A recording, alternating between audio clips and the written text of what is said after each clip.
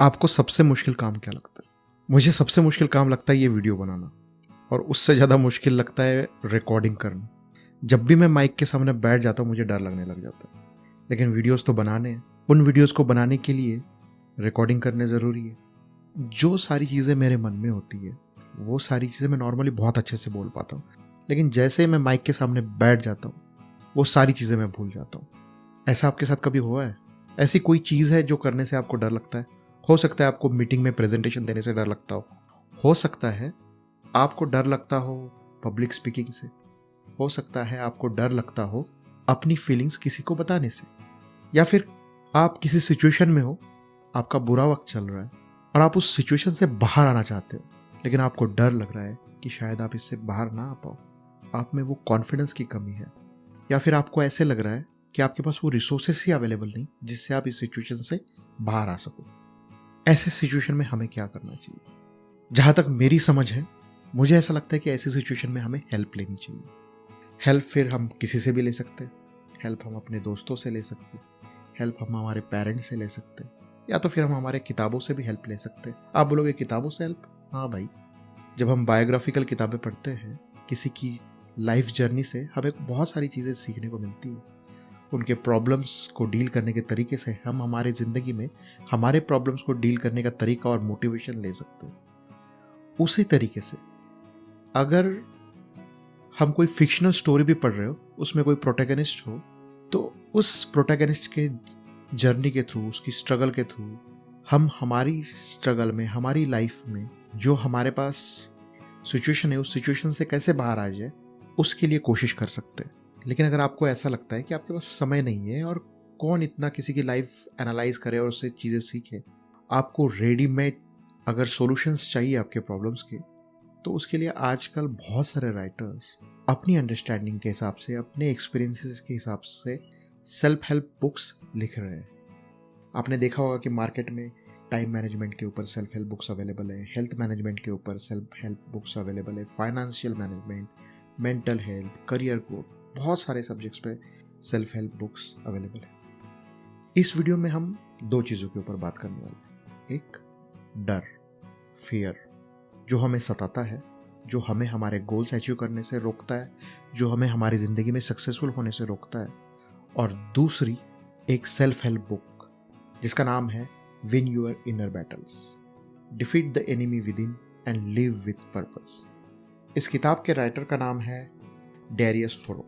अगर आप इस किताब का फ्रंट पेज देखोगे, उस फ्रंट पेज पे उसका टाइटल है और एक पिक्चर बनी हुई है। उस पिक्चर में दो कानों के बीच में आपको एक छोटा सा डेमन दिखता होगा। उससे आपको क्या समझ में आएगा? उससे आपको ये समझ में आएगा कि किताब अपने अंदर के एनिमी के बारे में है।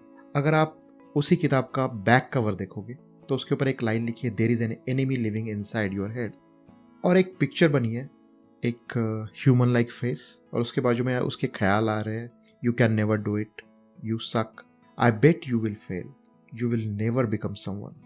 मतलब डर। यही तो डर है हमारे मन के अंदर जो हमें हमारे पाथ पे, हमारे रास्ते में जाते हुए हमें रोकता है। यही तो डर है। इस डर के कारण हम हमारा 100% नहीं दे पाते गोल अचीव करते वक्त। एक अमेरिकन फिलोसोफर थे जिनका नाम था राल्फ वाल्डो एमरसन। उन्होंने कहा था कि fear defeats more people than any other thing in the world. मतलब दुनिया में लोगों के अनसक्सेसफुल होने का सबसे बड़ा कारण अगर कुछ है तो वो है डर। ये किताब, डैरियस फोरो की किताब विन योर इनर बैटल्स, ये आपको हेल्प करती है अपने अंदर के डर से डील करने के लिए। ये प्रैक्टिकल सॉल्यूशंस बताती है कि किस तरह से आप अपने अंदर के डर के साथ डील कर सकते हैं। और ऐसे भी सेल्फ हेल्प बुक्स पढ़ना एक बहुत अच्छी आदत है, क्योंकि ये आपको मोटिवेट करते हैं, क्योंकि सेल्फ हेल्प बुक्स आपको अपने सक्सेस के ट्रैक पे रखने के लिए हेल्प करते हैं। और सबसे इम्पोर्टेंटली, सेल्फ हेल्प बुक्स आपको अल्टरनेटिव थॉट्स प्रोवाइड करती है। चलो तो फिर आइए हम देखते हैं इस किताब का ओवरव्यू। इन्होंने अपनी किताब 3 पार्ट्स में डिवाइड की है। पहले पार्ट का नाम है इनर वॉरफेयर, दूसरे पार्ट का नाम है कंट्रोल, और तीसरे पार्ट का नाम है पर्पस। इंसानों ने अपने इवोल्यूशन का मोस्ट ऑफ द समय एज हंटर गैदरर स्पेंड किया। हमारी आज की जिंदगी और हमारी जिंदगी एज अ हंटर और गैदरर, इसमें बहुत अंतर है। और हमारे जीन्स का बहुत सारा हिस्सा अभी तक हमारी आज की जिंदगी के साथ सही तरीके से एडजस्ट नहीं हो पाया है। शायद यही कारण है कि हमारा दिमाग डर को आज के पर्सपेक्टिव में अलग से समझ नहीं पाया है। मतलब जब हम हंटर गैदरर्स थे तो हमें किस चीज़ का डर था? हमें डर था जानवरों से, हमें नेचुरल कैलामिटीज से डर था, और वो कांस्टेंट डर था। इंसान को हर दिन हर रात हमेशा अपनी सुरक्षा के लिए सावधान रहना पड़ता था। लेकिन आज वैसी सिचुएशन नहीं है। लेकिन हमारा दिमाग, हमारे अंदर के जो नॉर्मल फियर्स है, नॉर्मल डर है हमारे अंदर के, जैसे कि हम नए इंसान से बात करने में कभी किसी को डर लग सकता है, किसी को स्टेज पे जाके स्पीच देते हुए डर लग सकता है। ये जो डर है और जो हमें शेर से डर है, उस डर को डिफ्रेंशिएट नहीं कर पाता। और इसी वजह से बहुत बार हम हमारी लाइफ में जो आज की सिचुएशंस की वजह से डर है, जिनको एक्चुअली हम डील कर सकते हैं, उनको हम डील करने की बजाय, उनके साथ उनको फेस करने की बजाय हम उनको अवॉइड करने की कोशिश करते हैं, उनसे भागते हैं। तो इसका सोल्यूशन क्या है? इसका सोल्यूशन है अपने आप को एनालाइज करना, अपने डर को समझना, उसका जेनेसिस क्या है, इस बात को समझना। ये समझना कि हमें पर्टिकुलर डर क्यों है। सोचो, अगर आपको पब्लिक स्पीकिंग से डर लगता है, आपको बात करने से डर लगता है या लोगों के रिस्पॉन्स से डर लगता है, ये आपको समझना पड़ेगा। मतलब हमें हमारे डर को समझना पड़ेगा, और हमें ये समझना पड़ेगा कि जो डर है ये रियल फियर नहीं है, जिसको हम हमारे मन के अंदर साइकोलॉजिकली डील कर सकते हैं। हमें हमेशा पॉजिटिव सोचना पड़ेगा। हमें ये समझना पड़ेगा कि हम कोई भी सिचुएशन बदल सकते हैं। और इसके बहुत सारे एग्जाम्पल हैं कि लोगों ने अपनी सिचुएशन को बदला है। आप बोमन ईरानी का एग्जाम्पल ले लो। किस उम्र में Boman Irani as a actor famous हुए? आप स्टीफन हॉकिंग्स का एग्जाम्पल ले लो। स्टीफन हॉकिंग जो बोल नहीं पाते थे, चल नहीं पाते थे, इवन खाना नहीं खा पाते थे, वो अपने ज़माने के दुनिया के टॉप मोस्ट साइंटिस्ट बन गए। ये कैसे हुआ? क्योंकि उन्होंने अपने अंदर के डर को जीत लिया था। मतलब क्या है कि जब भी आप किसी सिचुएशन में एंशियस फील करो, नर्वस फील करो, आपको डर लगे, आपको उस सिचुएशन से भागना नहीं है, उसको फेस करना है। आपको रिस्पॉन्सिबिलिटी लेनी है, आपको अपने आप से कमिट करना है कि आप इस चीज़ से डील करोगे। और ये चीज़ करते वक्त आपको स्टोइक फिलोसॉफी काम में आ सकती है। अब स्टोइक फिलोसॉफी क्या है? स्टोइक फिलोसॉफी में ये माना जाता है कि जो चीज़ें आपके कंट्रोल में नहीं है, उसके बारे में आपको सोचने की ज़रूरत नहीं है। फॉर एग्जाम्पल, जो एग्जाम्पल हम अभी देख रहे थे पब्लिक स्पीकिंग का, आप लोगों का रिस्पॉन्स कंट्रोल नहीं कर सकते, तो आप उसके बारे में सोच के डिस्ट्रैक्ट मत हो। आप अपना फोकस जो चीज़ आप कंट्रोल कर सकते हो, यानी कि आपका कंटेंट, आपका नॉलेज, आपकी स्पीकिंग कैपेबिलिटी, इस पे करो। और ये सोचो कि किसी भी सिचुएशन में बुरा से बुरा क्या हो सकता है।